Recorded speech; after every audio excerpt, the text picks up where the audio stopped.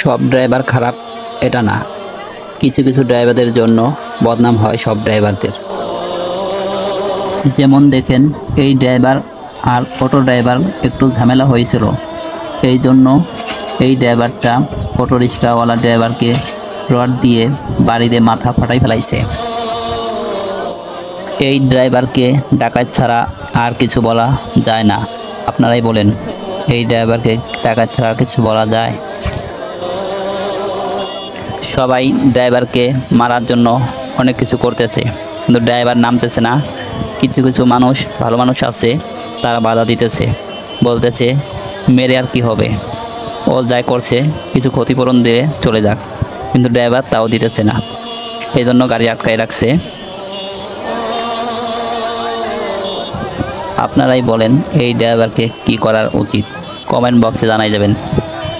আর ভিডিওটি শেষ পর্যন্ত দেখুন কি হয়।